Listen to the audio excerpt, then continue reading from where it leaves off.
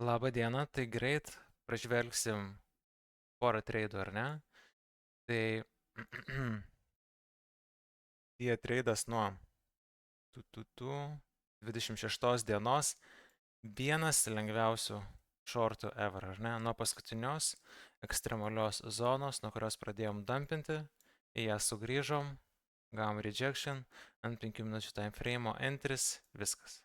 Va taip atrodo treidas. Ir toliau į apačią važiuojam. Kol negaunam didesnio break of structure į viršų, bent jau tarp 5-15 minučių, kur jau galim kažką pradėti matyti, nieko nedarom realiai. Pubiškai galima profitą nusiminėti ir viskas. Labai, labai paprasta. Labai gražus treidas. Tai jau kas nors turi dabar, ne tie, o tai, atsiprašau. Tie irgi, man atrodo, treidą turiu uždėjęs, tai galėsim pažiūrėti vėliau.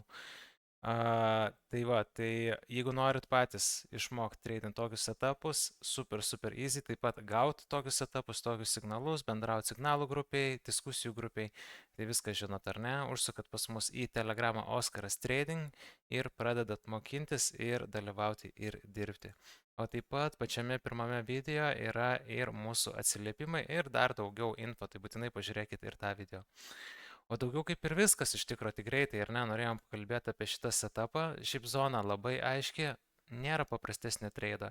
Ir chartas neapkrautas jokiais indikatoriais ir ten trendline'ais ir taip toliau. Viskas labai paprasta. Tai vat užsimintat alertą, ieškot reakcijos ir nuraunat į apačią, ar ne? Gerai, toliau pasižiūrėsim, ar ne, ką dar turim.